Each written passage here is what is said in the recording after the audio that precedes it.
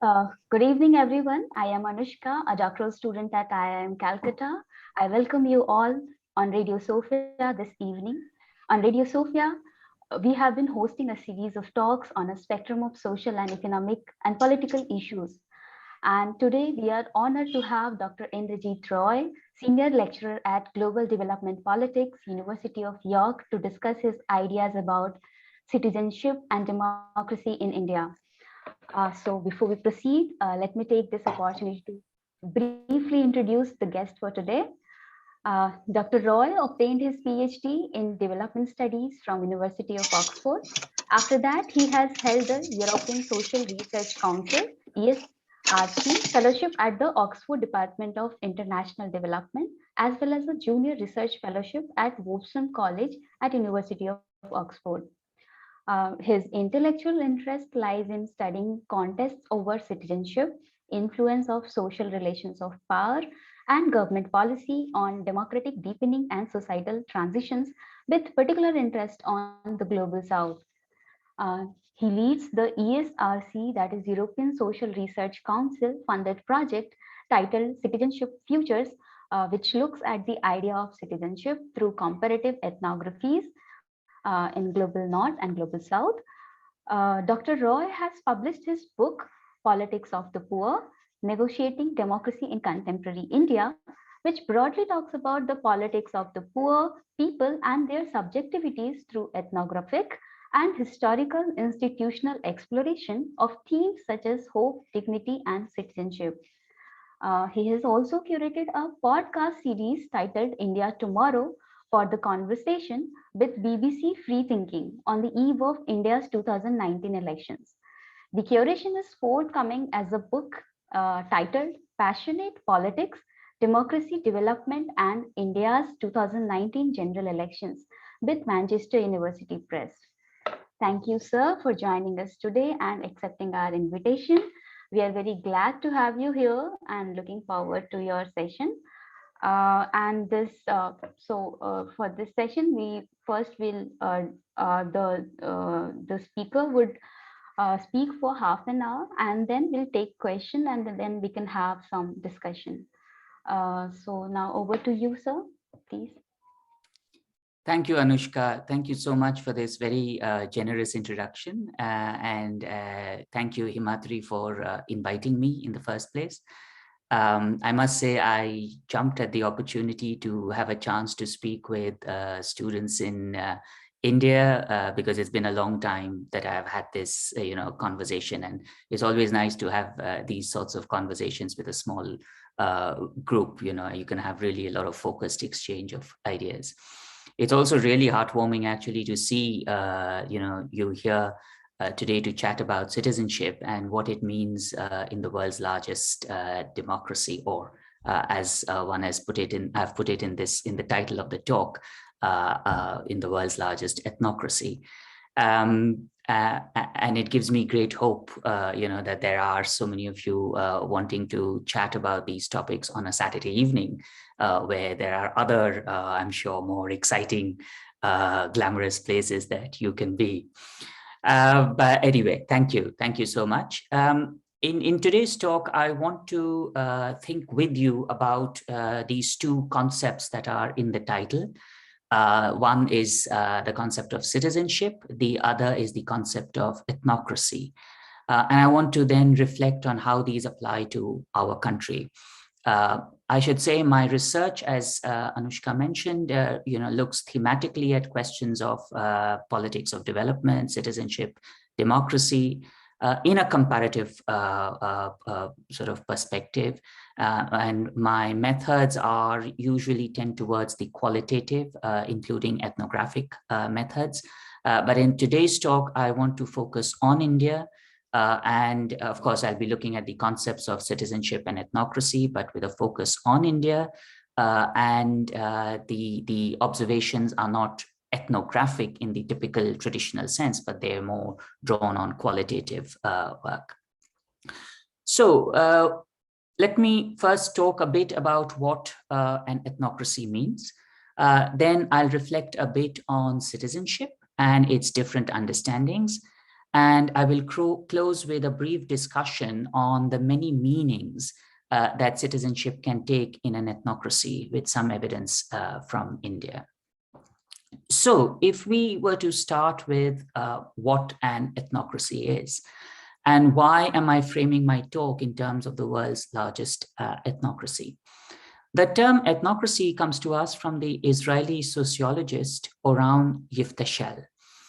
Yiftashel tells us that an ethnocracy is a very specific expression of nationalism, and I quote him here, where a dominant ethnos gains political control and uses the state apparatus to ethnicize the territory and society in question, unquote. Now, what does ethnos mean? And the word comes from the term ethnic to refer to a social group with shared attributes that distinguishes this social group from other social groups. These groups could be, they could share a common set of traditions, languages, ancestry, history, society, culture. I mean, there's no fixity to it, although there is a debate between scholars of ethnicity as to whether ethnic groups are given, that is, they are primordial, they have always existed, or whether ethnic groups are constructed, that is, they are forged through political, social relations. There is no such thing as a given fixed ethnic group. Your shared identities are malleable, they keep changing. And we'll return to that at some point, I'm sure, in the rest of the talk, as well as in the question and answers. Ethnocratic states, and Yiftashel here uses as examples countries like Israel, Sri Lanka, and Malaysia.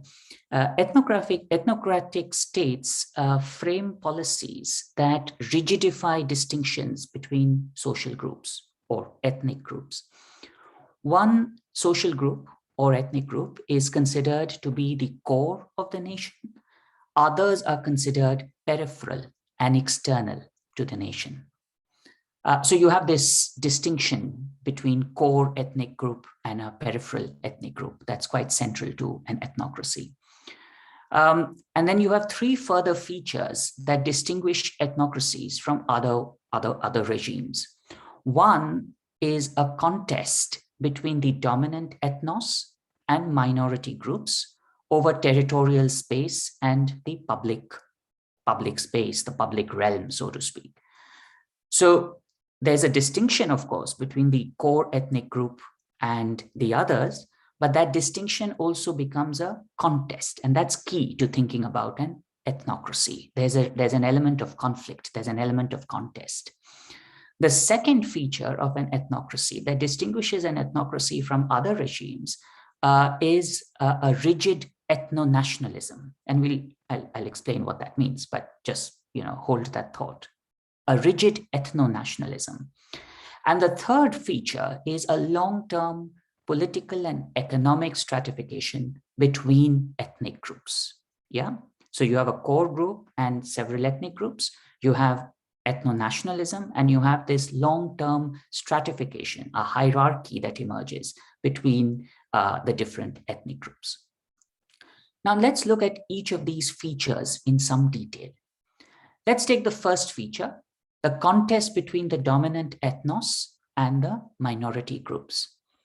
Ethnocratic states almost always distinguish between a social group that is considered to be at the core of the nation and other groups that are considered to be or regarded to be on the periphery.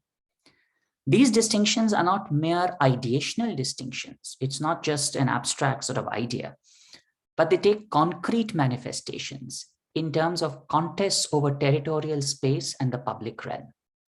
These might involve disputes over land or over public representation. The social group considered to be at the core of the nation makes certain claims over territory, over public space, and these claims are usually made at the cost of the groups that are considered peripheral or that are considered to be on the margins. Israel, Estonia, Sri Lanka, these are countries that are often invoked as long-standing examples of ethnocracies. Israel, of course, was created as a refuge for European Jews, the Ashkenazi, to escape persecution on that continent. Their settlement in the territory that came to be recognized as Israel in 1948 brought them into conflict not only with the Arabs, Muslims, and Christians who were already living there, but also with local Jews, the Mizrahim. In Estonia, all people of Estonian descent, no matter where they live in the world, are entitled to citizenship. Whereas several Russians, linguistic minorities in Estonia, who lived in the state for over 5 decades or several decades, have been denied citizenship. In Sri Lanka, and we know this perhaps a little more because it's closer home, over 2 million Tamils who resided in that country for generations were denied citizenship by being classified as Indian Tamils. In all these 3 cases, the demographic dominance of the core group was sought to be maintained. Apartheid South Africa could be also considered a 4th example of an ethnocracy, or an extreme one, where white South Africans were entitled to territorial claims and electoral rights that were often denied to Black and Indian South Africans. Another example you can think of is the ongoing disenfranchisement of the Rohingya in Myanmar, which is again very close to home. So that's the first sort of feature of an ethnocracy, a contest between a dominant ethnos and minority ethnic groups. And we've seen how you might define an ethnos or an ethnic group. Now let's look at the second feature of an ethnocracy, a rigid ethno-nationalism. Ethnocracies almost always demonstrate a rigid ethno-nationalism. Now what does that mean? By ethno-nationalism, I mean one's ethnic self-interpretation becomes the legitimizing principle of nationalism and, by extension, citizenship. So my nationalism is not based on the territory or on the soil or the country where I live or work, as it would be in civic or republican conceptions of citizenship, but my nationalism is based on my ethnic identity. We saw earlier that ethnic identities can be forged on the basis of shared culture, tradition, beliefs, ancestry. So ethno-nationalism makes it imperative that it is shared ethnicity rather than shared civic values or republican commitments that become the defining feature of nationalism. I am a member of this nation because I'm a member of ethnic group X, rather than I'm a member of this nation because I live here or I work here or I was born here. And then by extension, this basis of nationalism also is the basis on which I think of citizenship. Israel, with its right of return for Jews anywhere in the world, is a great example of a polity that espouses ethno-nationalism. Saudi Arabia, you could say, is another great example where my understanding is that you cannot be a citizen unless you're a Muslim and you speak Arabic. The third feature of an ethnocracy is the existence of long-term stratifications between ethnic groups, such that ethnic groups begin to assume class-like features. You can almost speak of ethno-classes. These are expressed by differential rates of capital accumulation, labor market niches, and disparities between ethnic groups on key human development indicators such as education, health, employment, etc. And it is here that the dominance of the core ethnic group becomes clear, because the core group does not only dominate socially and culturally, but also economically. And we could expect that with such processes as globalization and liberalization, such gaps will reduce, but that does not necessarily seem to be the case. Sure, in absolute terms, you could say that everybody is better off than they were earlier, but in relative terms, gaps between ethnic groups remain, and in some cases, they even appear to increase despite higher levels of economic growth. Now, remember that by itself, such disparities between ethnic groups do not constitute an ethnocracy. There are these 3 elements that come together to form an ethnocracy. So each of these elements exists in all countries of the world. But when they come together, that's when you can see the formation of an ethnocracy. Now, ethnocracies can overlap with both democracies and authoritarian regime. It's, for example, quite possible that a dominant ethnic group demonstrates a commitment to elections, since it will be assured of a political majority. If you're 80% of the population of the country, or 75% or 90%, of course, you like elections because you can be assured that you will be returned to power. But we also need to be careful not to conflate a democratic polity with the regular holding of elections. After all, a polity that is based on the structural exclusion of a section of its population cannot reasonably qualify as a democracy, even if it might have regular elections. To be sure, the dominant ethnic groups in democracies value democracy, at least for themselves. They may even take pride in their democratic institutions and hold them up as values of which they are proud. So Israel regularly and routinely, for example, refers to itself as the Arab world's only democracy. In our country, in India, we're extremely proud of our democratic heritage. But the systematic exclusion of ethnic minorities precludes these polities from really being considered democratic.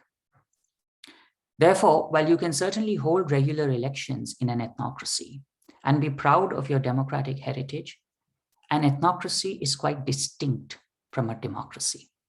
And this is why this talk has been framed in terms of the world's largest ethnocracy, because it's a play on India's claim to being the world's largest democracy. Hopefully in subsequent parts of the section, it'll become clear why we need to think of ourselves as an ethnocracy and take that a little more seriously, and why the world's largest. There's obviously something to be said there. So that's in terms of thinking about an ethnocracy, what an ethnocracy is and how you might distinguish it from other regimes. Now, having introduced that concept of an ethnocracy, let's now turn to the theme of citizenship. What do we mean by citizenship? Because the talk is, of course, about citizenship in the world's largest ethnocracy. Having understood what an ethnocracy is, let's now look at what citizenship is. Now, the political philosopher Hannah Arendt tells us that citizenship refers to the right to have rights. Yeah, so it entails a foundational right of recognition, of inclusion, and of membership in a society. So in this understanding, citizenship is not only about a passport or the status that is given to you by governments, although it is that.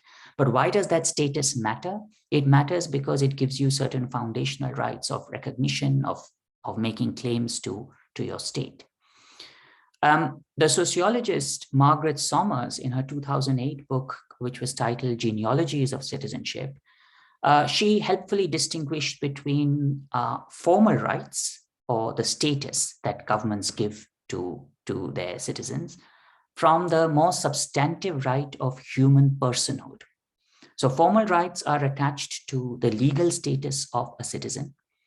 By contrast, the right to human personhood entails the recognition of people as moral equals. That means that comes with a full inclusion in the social and political community. Somers also tells us that citizenship studies typically intimate a two-sided field. So there are usually two sides when you think about citizenship. One refers to, of course, the geopolitical borders of exclusion that distinguishes insiders from outsiders. So, there are people who are inside the territory of, say, India or Bangladesh or China, and there are people who are outside of those territories. So it's very clear that people who are inside of the territory of India are citizens. They are insiders.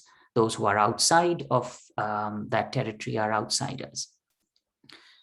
And of course, in that respect, subordinated ethnic groups in an ethnocracy are insiders because they're always inside the territory, the borders of that country. The second field that Somers tells us about refers to the differential practices of membership within those who are considered insiders. So you have insiders and outsiders. Citizenship is about insiders. Yeah, let's be clear about that. But within those insiders, Somers tells us, there are those who might be considered interior to citizenship. That is much closer, closer to the dominant core, closer to the state, closer to the idea of the nation, and those who are considered exterior within those insiders. So you have insiders, and within those insiders, you have a differential citizenship between interior and exterior. And so you could say that subordinated ethnic groups, or those ethnic groups who are not considered to be the core of an ethnocracy, are an exterior to this insider population. So they are insiders, let's be clear. No one is talking about expelling them from the polity.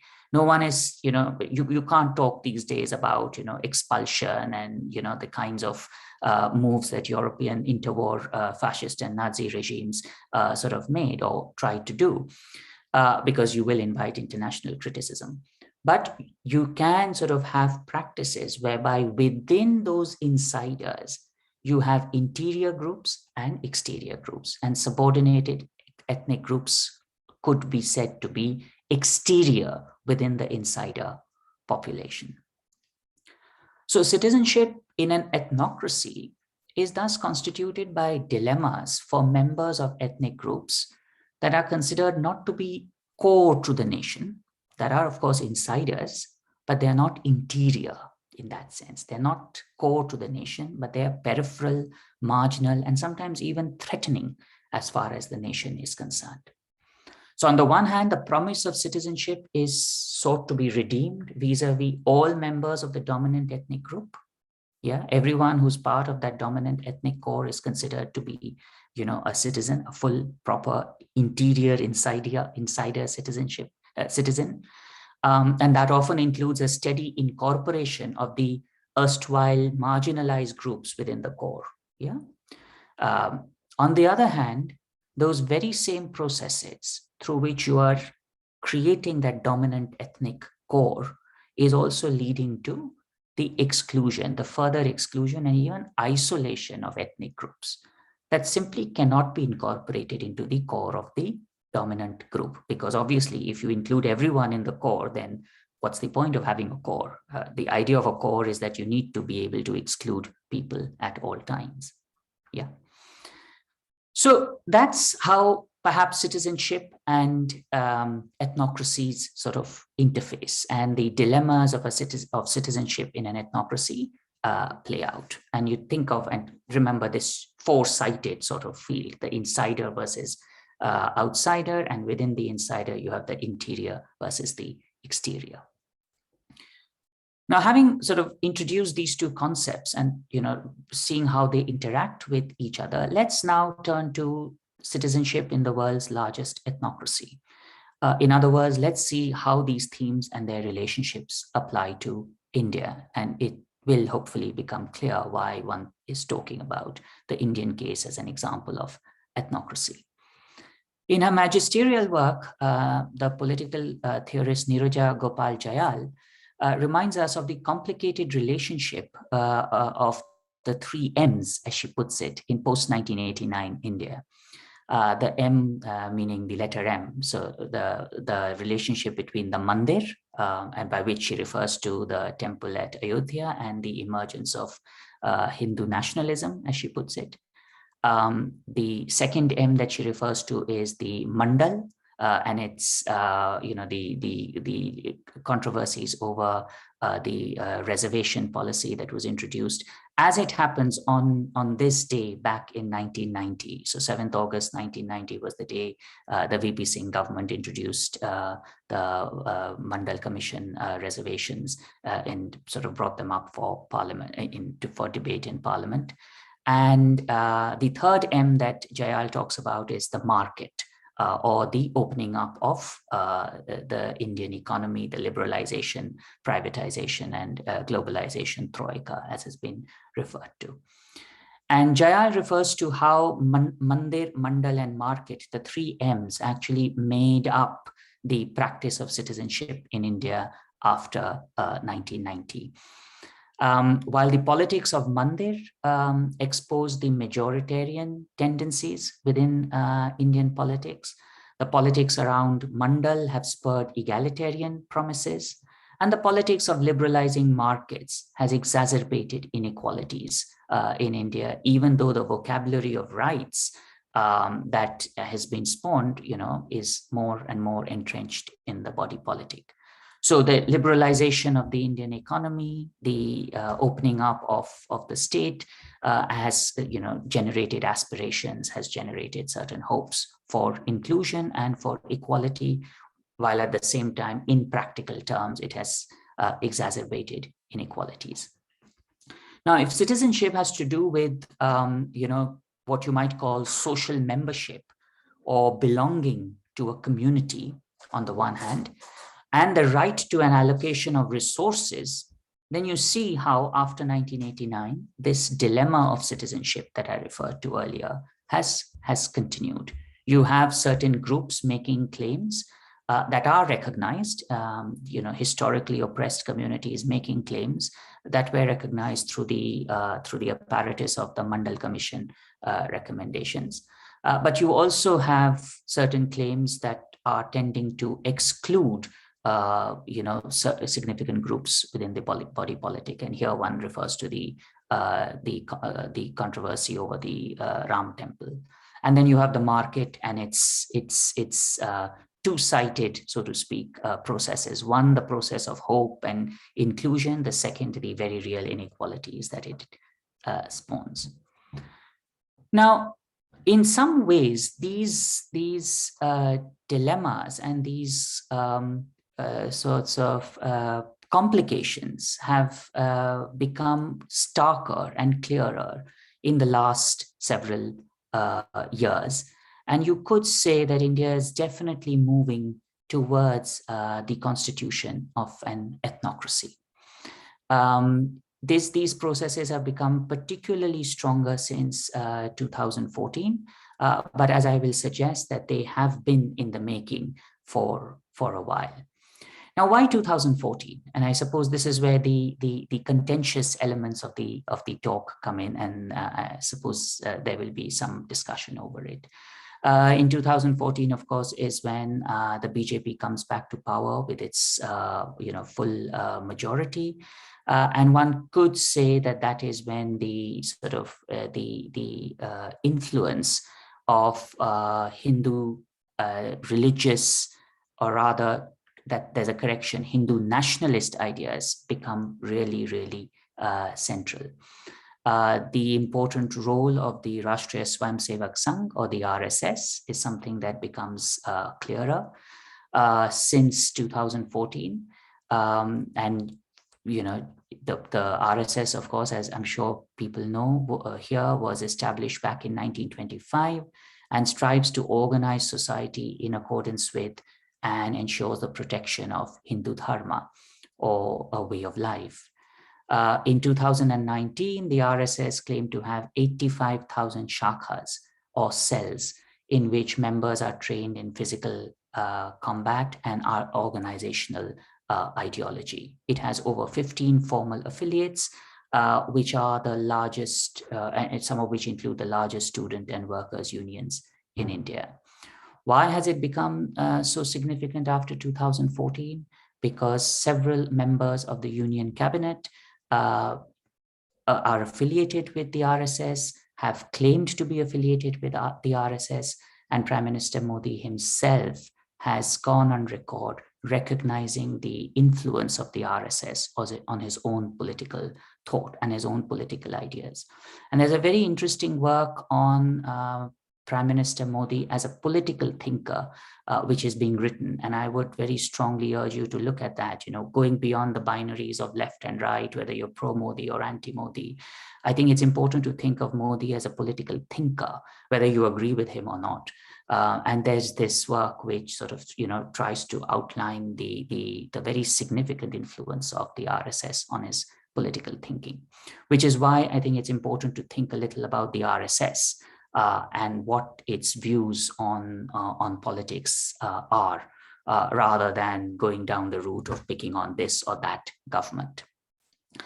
In terms of the territorial sort of dimension of the ethnocracy that I mentioned earlier, you can see that very clearly with the RSS's vision and mission statement. And in that respect, the RSS's website and its plethora of publications are actually a great source for researchers, because everything is so clearly laid out for researchers. You don't have to go, really looking in, nooks and crannies. It's all out there. They're really helpful when it comes to research and, feeding into research. So the RSS's vision and mission statement is replete with references to territorial contests between Hindus and Muslims. The partition of the country between Hindu majority India and Muslim majority Pakistan, of course, continues to be a source of anxiety for the RSS. But the RSS, even before that, makes very clear its understanding of the Hindus being the core group of Hindustan. The way Hindustan is referred to in the RSS's vision and mission statement makes it very clear that it really considers the Hindus to be the center of the ideational, the ideological, the political, the cultural center of India. And if you look at the way Hindustan is spelt on the RSS website, I think that gives you a clue. The spelling is with an H, so it's Hindustan rather than Hindustan minus the H. So it's very clear that India is a home for the Hindus, and it's a homeland for the Hindus. The territorial conflict between Hindus and Muslims is something that is repeatedly sort of invoked by the RSS. The loss of Muslim majority territories is invoked often in a bid to safeguard the Hindu territories that comprise independent India.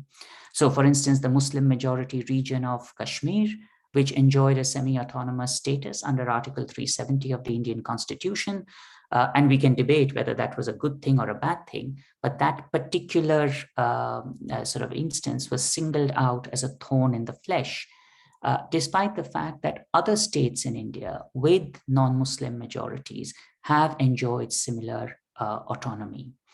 And the RSS's opposition to this semi-autonomous status was reflected in repeated promises in the BJP's manifesto to abrogate Article 370 once it was elected to power. And we know that, in 2019, almost 2 years ago to this date, the government abolished Article 370. An emerging campaign against the so-called land jihad also illustrates the territorial dimension of India's emerging ethnocracy. And that, in fact, goes beyond just the question of Kashmir and the rest of India, because this campaign permeates neighborhoods and localities across the country. Claims of a land jihad are beginning to, permeate electoral campaigns in Assam. Even as I was writing this piece, as a BJP leader promised the electorate, and I'm quoting this from a Times of India report, "We are going all out against land jihad.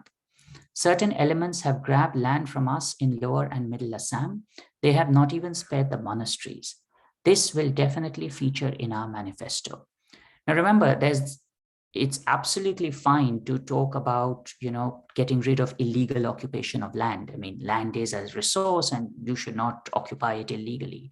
But by giving it a label and giving it a label as provocative as land jihad, we kind of know what's being invoked. The bogey of land jihad targets Muslims who seek to buy property in Hindu majority neighborhoods. And this has been invoked in regions as far afield as Jammu in the northwest, Meerut in the north, Bangalore in the southwest. Not only by RSS affiliates such as the Vishwa Hindu Parishad, but also by other journalists such as, of course, Sudhir Chaudhary of the popular Zee News, where the allegation is that Muslims buy property in Hindu residential areas with the purpose of, and this is an interesting claim, with the purpose of reducing Hindus to a minority. Campaigns against land jihad are often couched as efforts to safeguard the Hindu character of neighborhoods. The protagonists claim that such efforts are indispensable to prevent territories from becoming, and again the term here that is used is mini Pakistan, the epithet commonly used to describe Muslim majority localities across Indian cities. And so we see how this whole idea that the Hindus constitute the core group within the Indian nation is sought to be established. You also see side by side a pervasive ethno-nationalism. And this ethno-nationalism is rooted in Hindutva, the idea that India belongs to the Hindus. And it's come to pervade political discourse over the last 7 years. Of course, the Prime Minister has described himself as a Hindu nationalist in a very rare interview he gave on the eve of the 2014 elections. And the BJP's election manifesto of that year declared that India shall remain a natural home for persecuted Hindus, and they shall be welcome to seek refuge here. I mean, nothing wrong in giving refuge to persecuted people, but the fact that they singled out one religious community over the others suggests again that there's a pervasive ethno-nationalism. Now, such Hindutva ethno-nationalism is distinct from non-religious, or what one might call secular, and that term is, of course, very problematic for all sorts of reasons, but let's stick with that. Secular nationalism, which draws on Indian rather than a Hindu identity. And that is the second element of the emerging ethnocracy.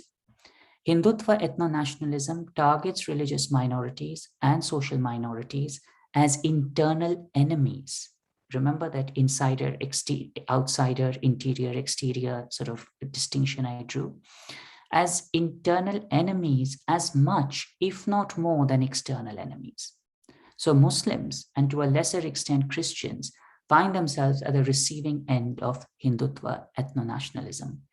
In fact, anyone who does not conform to the image of a good Hindu can find themselves singled out as the internal enemy. And in recent years, the list of internal enemies has grown, and we can talk more about that in the Q&A if you like. And there are examples, of course, that are replete of ethno-nationalism. One hears about cow protection, one hears about love jihad, one hears about the temple to Ram. And we can, again, discuss that. I don't want to go into this litany of cases.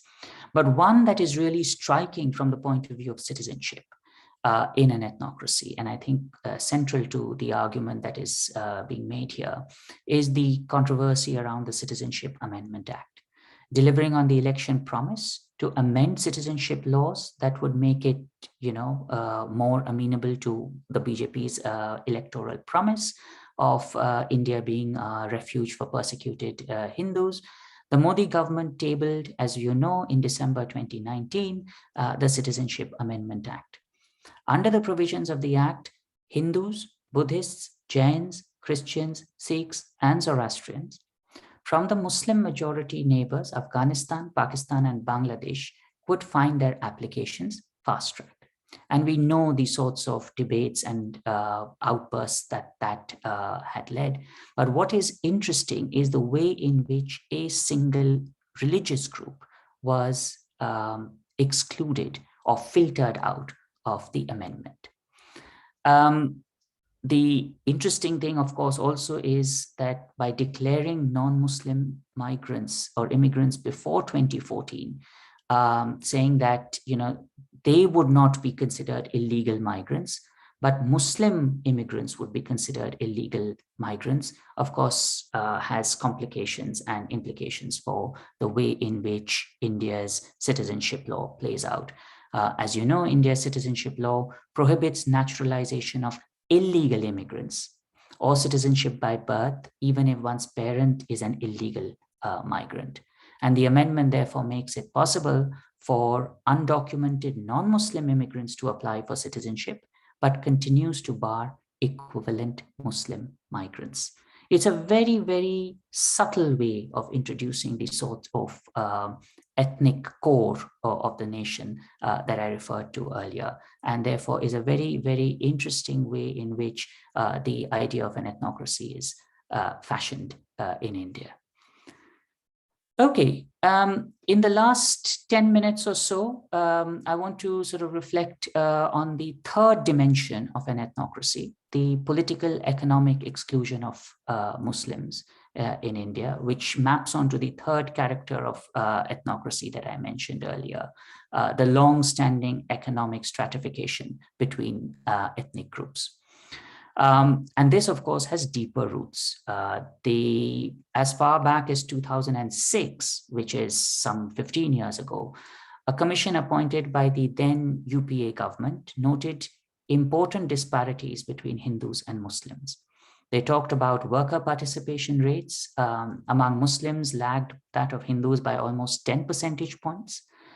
In informal manufacturing, Muslims predominated. As precarious self-employed workers, again, you had many more Muslims as compared to their share in the population. Literacy rates for Muslims lagged behind that of the Hindus. A fewer proportion of Muslims completed primary school than any other social group, including Dalits and Adivasis. Enrollment rates for Muslim children were almost 10 percentage points lower than the national average. Mean years of schooling for Muslim children was lower than for every other group, including Dalits and Adivasis. Remember, this is years before the BJP comes to power in Delhi. So it's not a way of sort of, saying it's somehow the BJP is responsible for this. It couldn't have been. This is, way under so-called secular governments. Muslim underrepresentation in military, bureaucratic, and political positions have remained a long-standing trend. And the political scientist Christoph Jaffrelot details the abysmally low levels of Muslim presence in the armed forces and in the public sector, directly recruitments to which are controlled by the government. Their presence in the higher levels of the armed forces and the public sector is even lower. Other political scientists have documented the worsening representation of Muslims in legislatures, in judiciary, and in the administrative positions since 1990. So where you would expect something like economic liberalization to pull everyone up, not only economically, but politically and socially as well, that's quite the opposite of that seems to be happening. And Muslim representation in India's union cabinets, the foremost decision-making body in India, also have declined. Now, in historical perspective, the responsibility for much of the political and economic exclusion must be placed on the Congress and other parties that ruled India since independence. However, these parties did at least pay lip service to such narratives as social justice and secularism that signaled a commitment to include all sections of India's population within the political community. Manmohan Singh went to the extent of saying that Muslims had first claim over the nation's resources, which may have been a comment that annoyed not a few Hindus and led to a sort of backlash against his, I'm sure, well-intentioned remarks. Now, in his first term, Prime Minister Modi did promise to usher in development for all, as he said, "Sabka Saath, Sabka Vikas." But then he did allow also at the same time Hindutva to emerge as a defining characteristic of his government, a trend that was consolidated after 2019, that is, after the BJP's re-election. And under such circumstances, the political economic exclusion of Muslims is likely to only continue apace. Okay, so now in terms of summing up, we think about citizenship in the world's largest ethnocracy, and we talk about why the world's, two questions that sort of, we could still look at is why do we frame this as the world's largest ethnocracy? Why do we refer to India as the world's largest ethnocracy? Surely there are bigger countries than India. China is much bigger than India, for instance. But I think when we look at the scale of exclusion that we sort of see in the Indian context, it's much, much higher. The number of religious minorities in India being what it is, the sort of ethnocracy that is being fashioned in India tends to be far more exclusive than similar exclusionary practices in other countries. The second criticism that could be leveled is why refer to Hindus as an ethnic group? After all, the Hindus are a religious group, and there is so much internal diversity within the Hindus that you cannot reasonably refer to them as an ethnic group. And here, I think what is really interesting is the strategy to flatten out the internal diversities within the Hindu groups and to really think about Hindus as one ethnic group, which is a very, very sort of specific strategy that is deployed. And there is a reason this strategy is successful. Remember that Hindu religious traditions, of course, privilege caste hierarchies. And the idea of Hindus as an ethnic group flattens out those hierarchies. So in a sense, Hindu nationalism is extremely democratic vis-a-vis Hinduism's own internally oppressed groups, because it offers to everyone the chance of being considered equal Hindus. And in that respect, the BJP's or the RSS's longer term sort of push towards an ethnocracy is, of course, welcomed by those Hindus who have faced centuries of exclusion. There are memories of Muslim rule that remain, which we cannot ignore, and which previous secular governments have not done justice to, and which have prevented a proper meeting of minds, so to speak, between Hindus and Muslims. And it's always complicated as to how you sort of deal with a situation like that. But we do have to think about how our citizenship is to pan out in the future. And do we want a model of an ethnocracy going forward, or do we want to think of ourselves as a democracy? We can't have both. I'll stop there. I realize I went way over time, but I look forward to hearing from you and to see if you have any questions or thoughts or criticisms, which I hope there will be lots of. Thank you so much. Thank you, Dr. Roy. I think it was really an engaging session for all of us, and it was really insightful in a way, understanding the distinguishing features between democracy, ethnocracy, and their impact on citizenship in different parts of the world, and specifically India. So now I'll leave the floor open for questions. Maybe you can type in the chat box or unmute yourself and ask questions. Okay, Hello. we have one question here. Yes, go ahead. Yeah, good afternoon, everyone. I would You can like introduce. to ask. You can Sure. introduce first, please. Yeah. Myself, Ari Nagra Ari, and I recently passed from class 12. So I have a question from Sir regarding his definition of ethnocracy and him comparing that to the the current situations in India and describing India as an ethnocracy, where we see the 1980s, in 1980s when the Kashmiri Hindus had to face genocide in Kashmir by the Muslims over there.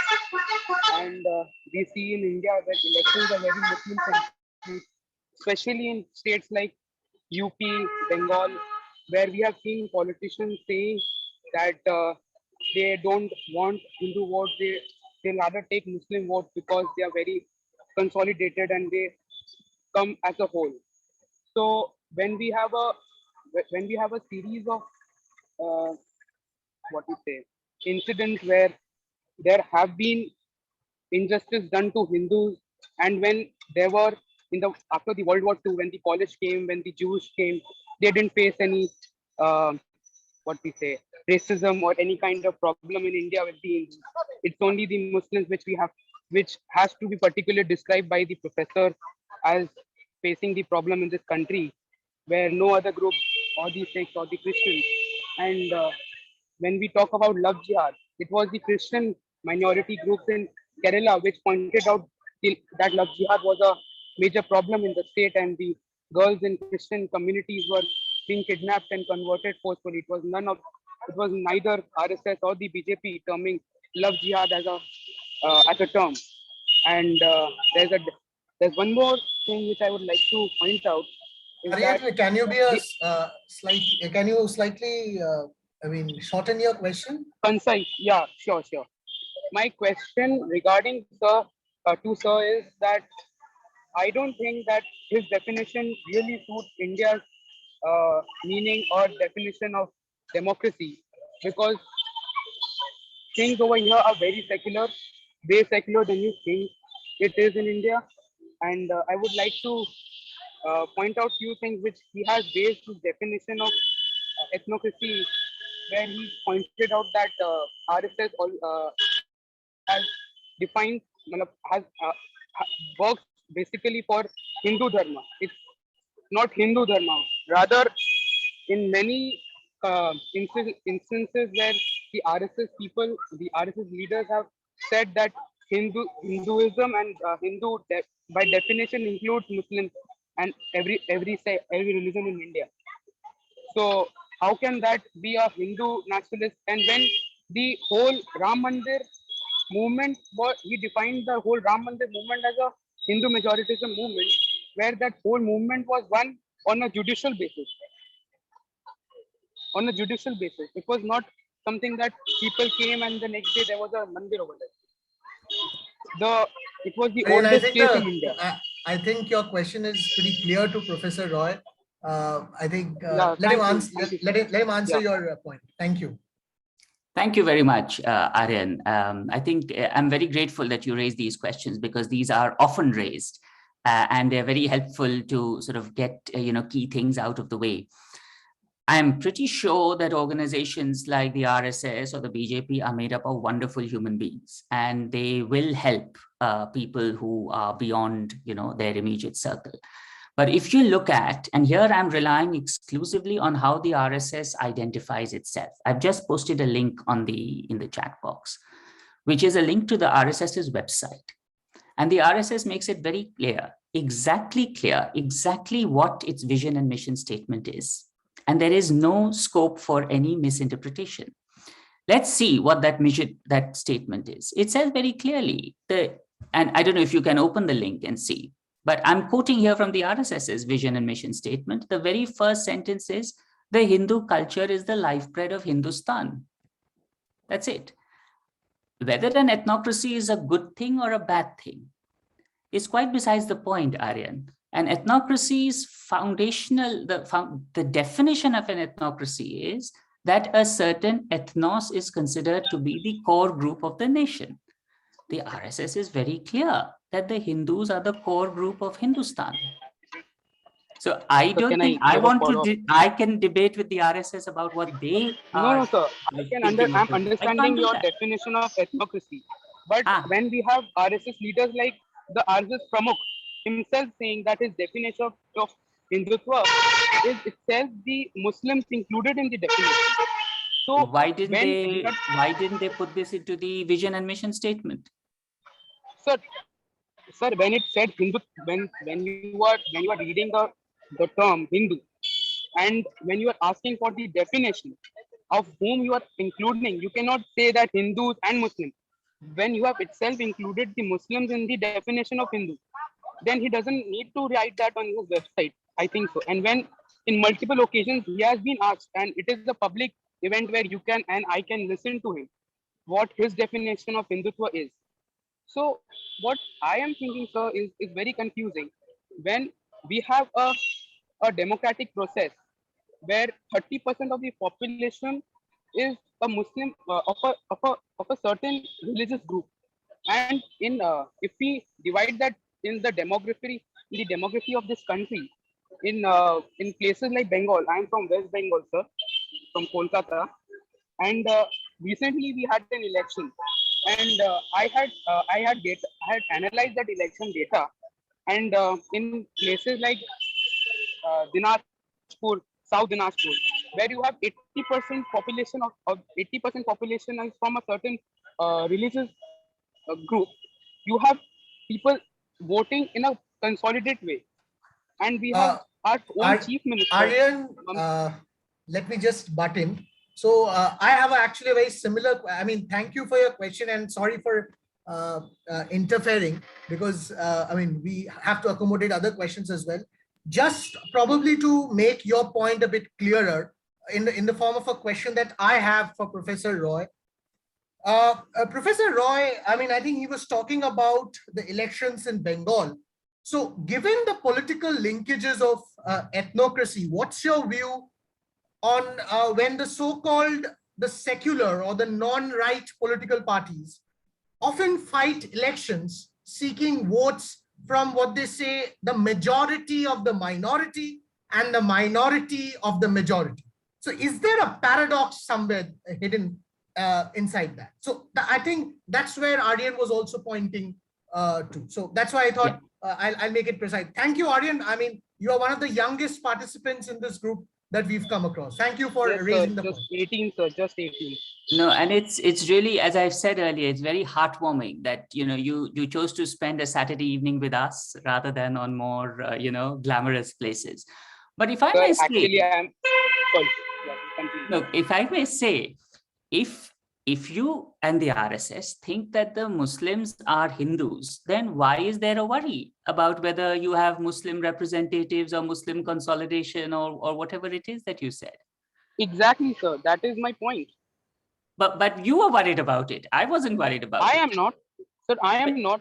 What my point over here is, sir, if we have a democracy, if a Muslim or a Hindu, anybody can go and vote, why do we have to think that this person is not getting representation in the parliament or in the union cabinet ministry? If anybody who gets vote, who can full vote, can be in the parliament, be in the cabinet ministry, can be the prime minister of India, and even the president of India. Excellent point. But you're presumably you're happy with Muslims as priests in Hindu temples. If Muslims are Hindus, you're happy with Muslims as priests in Hindu temples. Absolutely, sir. Okay, and you're absolutely happy with Hindu-Muslim marriages. Absolutely, sir. Any marriage which is legal and which is where the bride and the groom both have consent to it, who am I or you to stop the marriage? Absolutely. So why is the bogey of love jihad? Why raise the bogey of love jihad? Exactly, sir. And sir, if I can quote you, it was the priest of which church I'm not able to recall. It was the father of a church in Kerala, and the Congress MLA from Kerala, which is a Christian itself. They termed love jihad as a very concerning problem to their community in Kerala, because they were facing that problem, so they termed it. It is not the BJP nor the RSS which has termed it.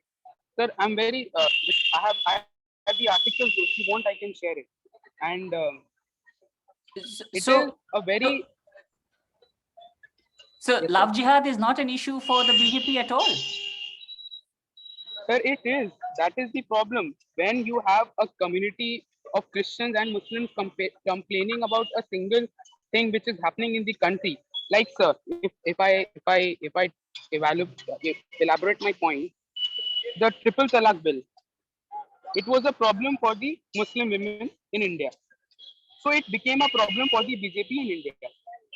So they took a bill, they introduced in the parliament. The so-called secular parties, they opposed the bill, but the right ultra Hindu nationalist party was the one to introduce the bill. So I don't think that India is an ethnocracy, because there are there are so many instances where things don't go as the way things don't go as the Hindus want, but we live with it. Aryan, I think I'm afraid to say we have to accommodate few more questions. Let's not get into a TV debate kind of a thing. I really, appreciate your passionate arguments. Sorry if I made this as a TV debate, but sorry if I made this as a TV debate. It was not my intention. Yeah, not a problem. We absolutely appreciate your arguments. Maybe we can get to some other questions and you can enjoy listening to them as well. So maybe we can have Shailendra with his question, please. Hi, can you hear me, Himadri? Yes. Yes, you are audible. Okay. Yeah, thanks, Professor Roy, for this wonderful talk. I'll keep it brief. Actually, you already have preempted the half of the question. So you said that given the diversity that we have within the Hindu fold, that's kind of a resisting force in making it an ethnic possibility. But you said that there has been a concerted effort to flatten out that diversity. So that kind of answers my question, but just to probe it further, given the degree or the quality of diversity that we have within Hinduism, do you think that that flattening out will be possible? I'm just giving two examples again because somebody talked about Bengal elections. Here, in the view of Hinduism in Bengal, there is nothing called vegetarianism, which according to a particular RSS group or something, who they think that it's central to Hinduism and it is related to Satvikta. Similarly, just one more example, in the Hathras case, when there was an outrage, some people referred to that, who in Hindu burns a burns this body in the night? Nobody does it. Now, all my life, I have been to at least 10 funerals, in my family. It has always been in the night, and I'm a Hindu. So they were as surprised seeing that as I was surprised to their reaction. So that's just a small example. So given the, and I'm not even, far-flung places, down south and north, where there is a lot more diversity. So given that degree and quality of diversity that we have within the Hindu fold, do you think this enterprise of flattening out that diversity will be possible? And if so, that ethnic project, ethnography project will be successful? Yeah. Thank you. I mean, it's an excellent question. I've had this exchange with, Ramchandra Guha as well, who raised exactly this question, and his objection to the label of ethnocracy was exactly around those lines, that Hindu society is so diverse, so internally diverse. How can one even think of it as an ethnic group? And I think in some ways, the answer lies in the way you pose the question. This is a project in the making. This is it's a process. And like all processes, it will be necessarily incomplete, but it is an aspiration. I think one key dimension which is important to bear in mind is not so much the horizontal the vertical divisions, in terms of language and practices, but the question of caste. And the question of caste, which is the horizontal division, so to speak, is immensely important, because obviously the horizontal divisions of caste, the hierarchies of caste, are a major impediment to thinking about Hindus as an ethnic group. And the RSS and its various affiliate bodies have gone out of their way to address the question of caste, not in the emancipatory sense, maybe, as was attempted by Dr. Ambedkar, Jyotiba Phule, etc., but in their own Hinduized sort of way, where they would encourage thinking of people as Hindus rather than as members of different castes. That, alongside ongoing anti-caste movements, alongside practices of demands for affirmative action or reservations, etc., have meant that the calcified caste hierarchies are crumbling. Now, let's be clear, they're not crumbling because of the attempts of the Hindu right or the stances of the Hindu right. But there is the idea of an undifferentiated Hindu community appeals to those who have historically been oppressed within that fold, and for whom the idea of a Hindu sort of undifferentiated, non-caste Hinduism, so to speak, is appealing for obvious reasons. Now, you see that, and you see this in the way the BJP's policy towards something as contentious as reservations has changed over time. Right in the beginning, in the 1990s, in 1990, of course, very famously, when the Mandal Commission report was discussed, the BJP was not terribly fond of it. But they've had to tone down any opposition because of the numerical sort of strength of the OBC community, as well as the fact that, the OBCs are integral to their project of an undifferentiated Hindu community.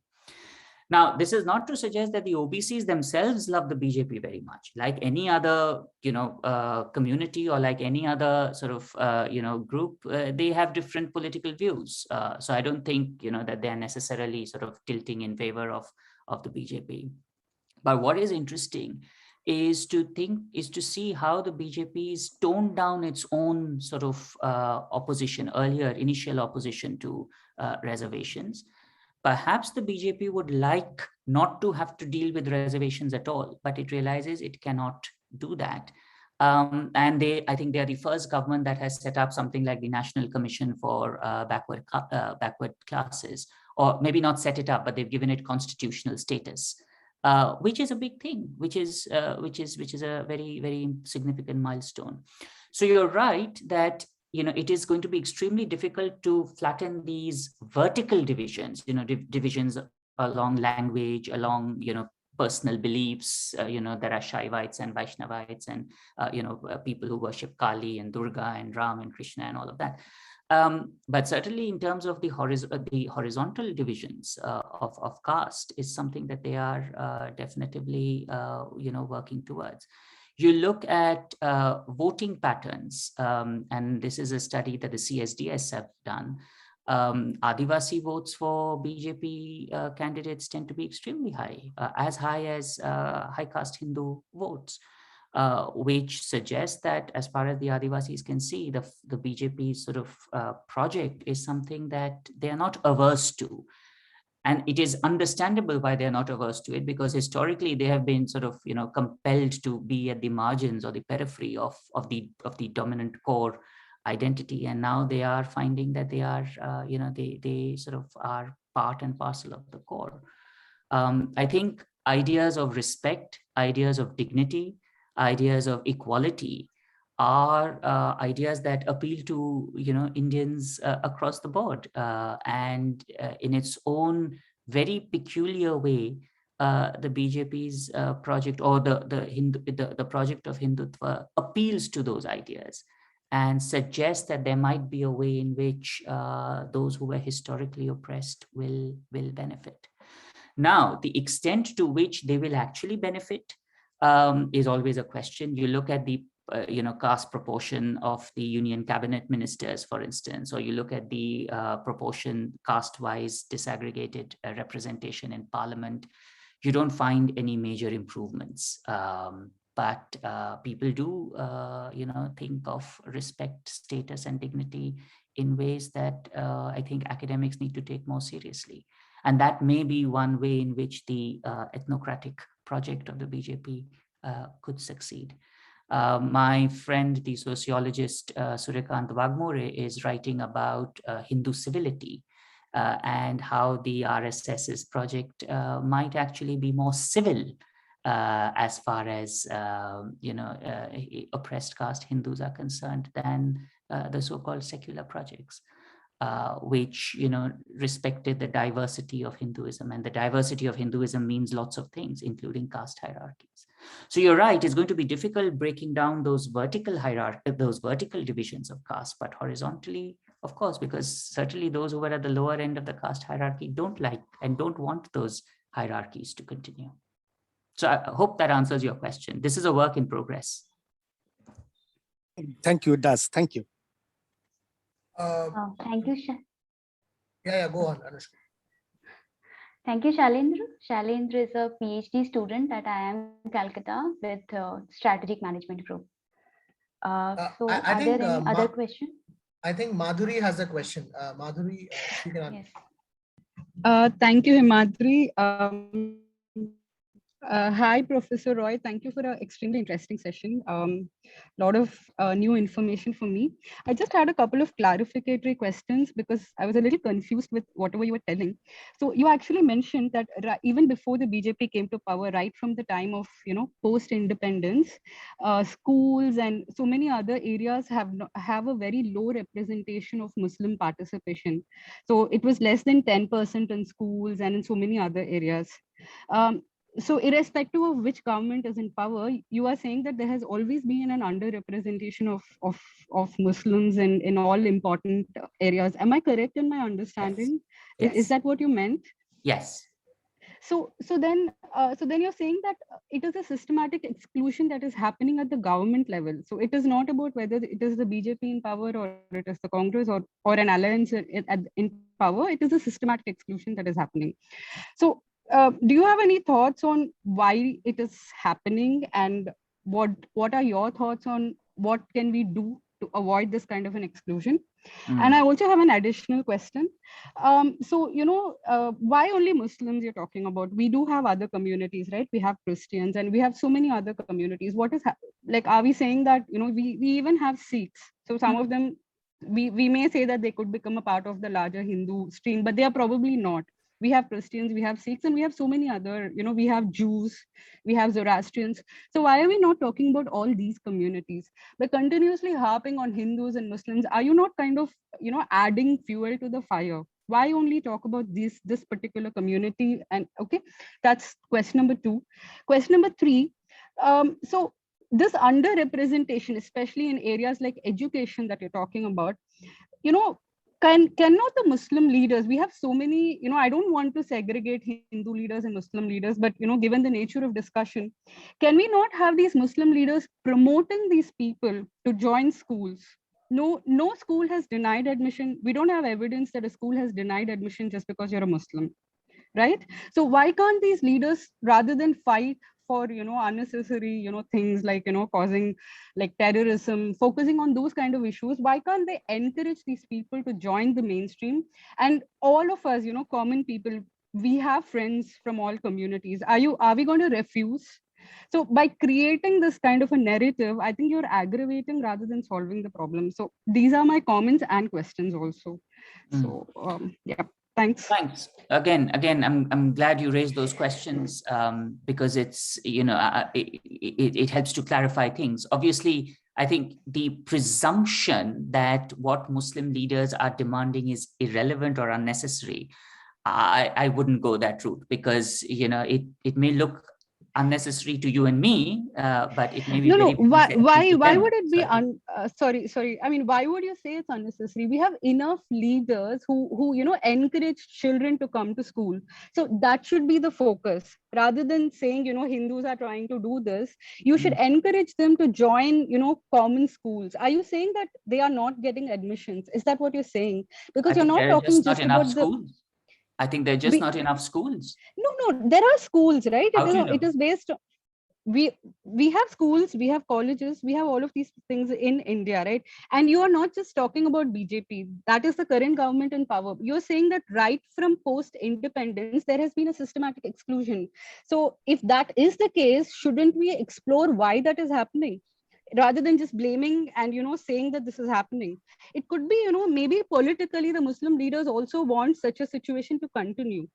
We don't know that, right? So rather than trying to solve the problem, you're kind of aggravating it by saying that maybe there is a problem which probably doesn't exist, or not to the extent that you are saying it exists. So and again, systematic exclusion from a government, whichever government is in power. So first maybe we should address that. Yeah, but yeah, I mean, we can't go back to 2006 now. Time traveling isn't possible. We can't go back, but if then we could go back to 1947, we would change things, but we can't. So we have to deal with the present government. I agreed, but you cannot ignore that and say that only these people are responsible. It is a larger problem, which has always been the case, whichever government is in power. So why not try to solve that?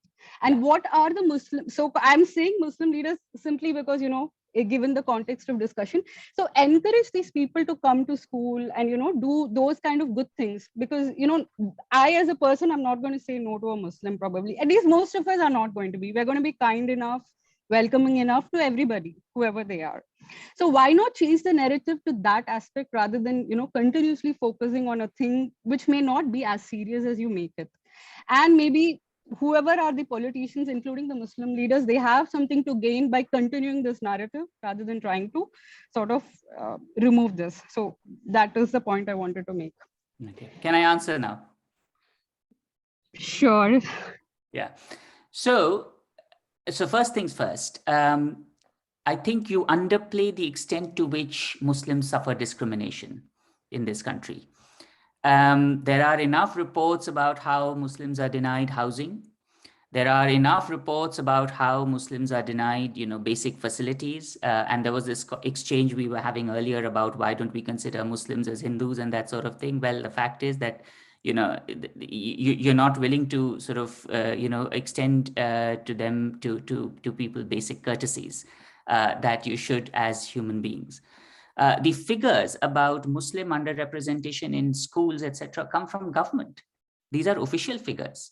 So unless you're saying that the government is lying to us, which I'm sure you're not, so my point, yeah, I'm saying Madhuri, it is can not we a allow rigid. him to finish and then maybe continue? Okay.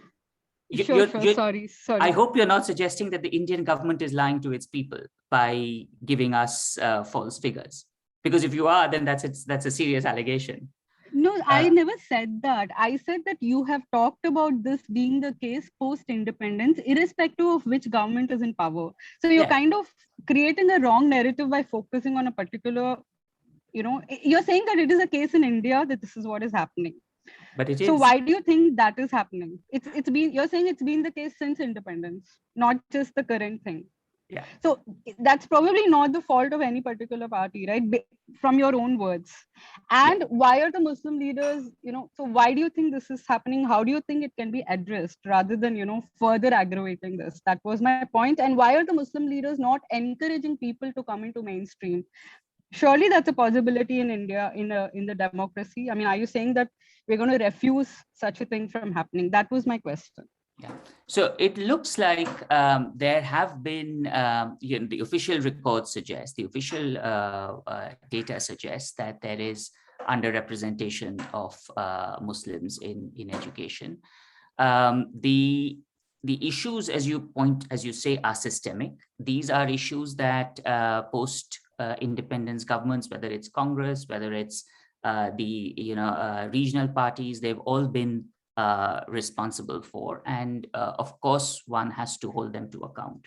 You're absolutely right. I think what we need to get to is, so the second part of your question, what do we do about it? We have to ensure that you have your public, whether it's education, whether it's health, whether it's any other sorts of policies, they are inclusive and that they recognize that there are groups that are facing specific problems of exclusion and discrimination. I don't think running away from the fact of discrimination is going to help very much. The fact that discrimination exists is pretty well known. I don't think we can hide behind behind the facade of equality, etc. Very much. Now that the data exists to say that there is underrepresentation, I think one needs to really step out and take action which is inclusive, which reaches out and specifically reaches out to excluded communities such as the Muslims, and tries to draw them into the mainstream of public policy. You sort of very correctly said, and I think this is a point that we need to remind ourselves. The BJP was not in power in 2006 when the report I was referring to came out. It was the Congress in power, but the Congress is certainly responsible for a lot of the problems that the Muslims have found themselves in. But the Congress's language, the vocabulary at least, was a vocabulary of inclusion. Whether it did that or not was a different thing, but its language was a vocabulary of inclusion. I'm not sure that language, that vocabulary of inclusion exists anymore. And I think we need to bring that vocabulary of inclusion back and ensure that people who are discriminated for all the sorts of reasons that you mentioned, including own community leaders or political parties that claim to be speaking for Muslims, I think they all have to be held account. And one does have to reach out to groups that are excluded and bring them bring them on board. I think thank you, Professor Roy, for patiently answering all these questions. I think we've already run short of time, and I'll kind of try and pose you the last question before Anushka. I'll ask Anushka to end the session. So in one of our Radio Sophia talks, there was a particular professor by the name of Professor Vasabjit Banerjee. You might be knowing him. Who talked about his book on farmer rebellions. And he talked about how farmer rebellions often lead to further remarginalization among farmers. So taking that into the context, my question is, often the cause of the weaker ethnic group is taken by the stronger elitist. So how genuine is this movement when their cause is often superimposed by elitist interest? So that's the last part I wanted to understand from you. Yeah.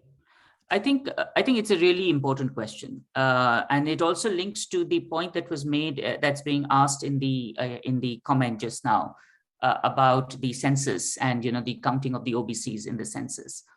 I mean, look, any social or political movement has to be led by people who have some means, some resources, including movements in the name of the poorest people, whether it's farmers, whether it's workers, what have you. I mean, even the example of the Russian Revolution, and this is way off. I mean, I'm not suggesting any comparison, but, even the Russian Revolution, which was in the name of the workers, was, led by people who were not only workers. Lenin was not a worker himself. He came from a, petty bourgeois, if you will, background. So there is always going to be an element of cross-class sort of involvement in any movement, especially movements that, are in the name of the poorest.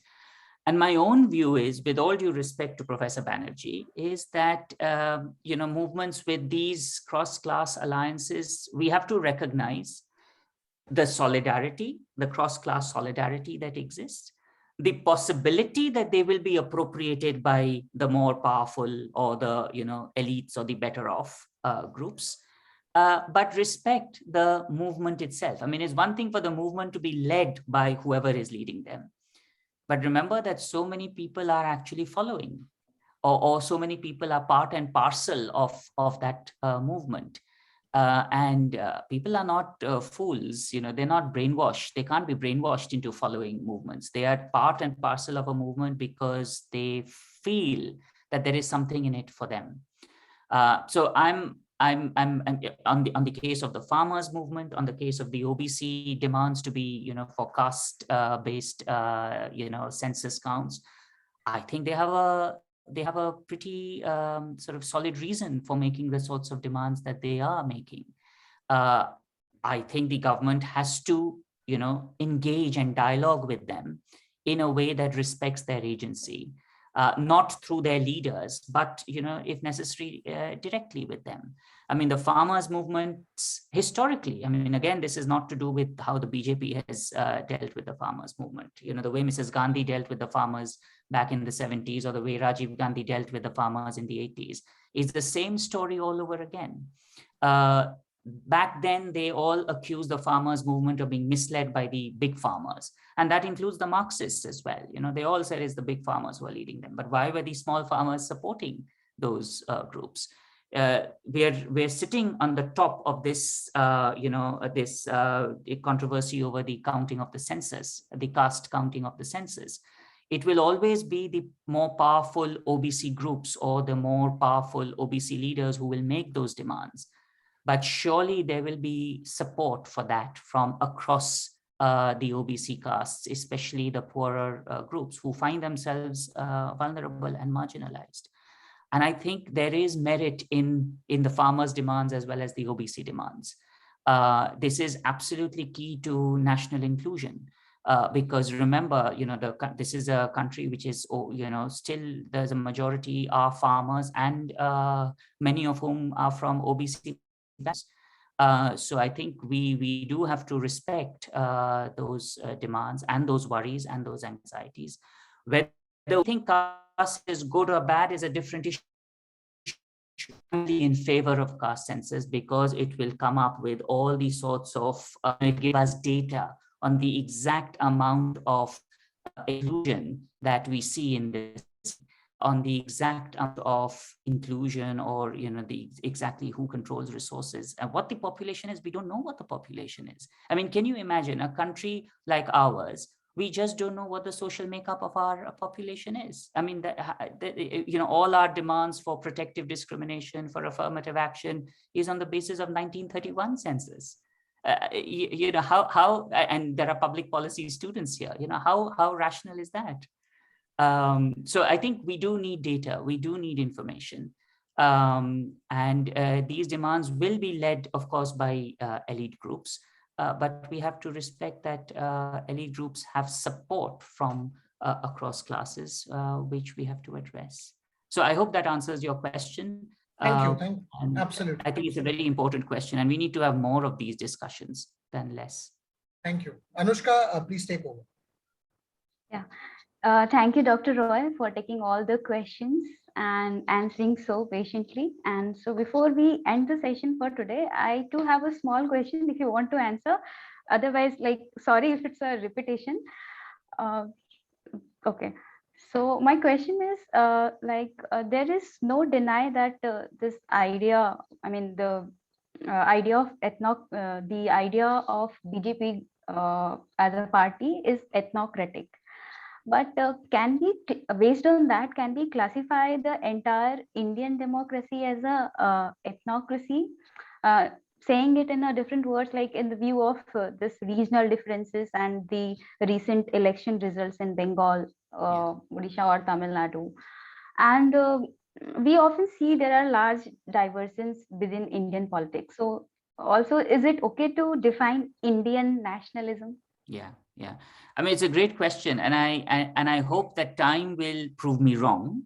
That it is not an ethnocracy. That there are enough these diversities within the country have been durable enough. And you're right that state elections would seem to stress that there is enough diversity, and then those diversities hold through. But I think the point is really beyond the BJP. It is not about whether the BJP stays in power or not, or whether Mr. Modi remains prime minister or not. I think the point really has to do with the public narrative, the public discourse.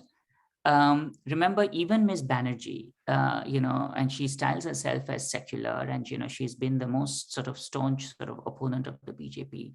But even she sort of had to, at the end of the day, say things like she's a Brahmin's daughter. And she sort of she was chanting Chundi Path, and she was giving those mantras. I mean, you've arrived there as an ethnocracy. I don't think the RSS needs the BJP or Mr. Modi in power to achieve an ethnocracy. Mr. Kejriwal reciting the Hanuman Chalisa is an ethnocracy for you. So and that is why when we were sort of thinking about this talk, that it's not about whether Mr. Modi is right or Mr. Modi is wrong, or the BJP is right or the BJP is wrong. It's about the public narrative, whether it's the Gandhi Nehrus, whether it's Kejriwal, whether it's Mamata Banerjee. The moment you introduce and you allow the sort of public discourse to be taken over and to be permeated by Hindu, by any sort of religious narrative. And in India, we talk about Hindu narrative because it's 80% of the population, so it's something that can easily take over. I think you've arrived at an ethnocracy. And I think the worry is that such a regime will outlast the BJP, and that there may not be any going back. I think that's the worry. So I hope that answers your question. Yes, sir. Thank you, sir. So, okay, so I guess with this, we can end the session for today. And thank you so much, Dr. Roy, for sharing your work with us. And thank you everyone for coming by this evening. Thank you so much. Yeah, thank you. Thank you all for your patience and for sticking through till the very end. Thank you. Thank you, Dr. sir. Roy, I also want to personally thank you for patiently answering my questions. It was a very, very interesting session for me. Thank you. Thank you for your questions. Thank you. Absolutely, sir. It was a pleasure attending this session, but I'm looking forward to again listen to you. Sure. I have a few differences, but this is what democracy is. Yeah, As same long here. as we I could continue to have. respect that, yes. Yeah, even I had so many follow-up Sir, questions, but I'll just in tell the you one more thing. respecting the time, I just thought I should end it. But thank you for a really great session. No, I mean, Arya, I'm very happy yeah. to take these conversations forward outside of this session, and it's always a pleasure. Absolutely. Thank you, Professor Roy. Thank you, everyone. Take care, everyone. Take care. Thank you. Thank you.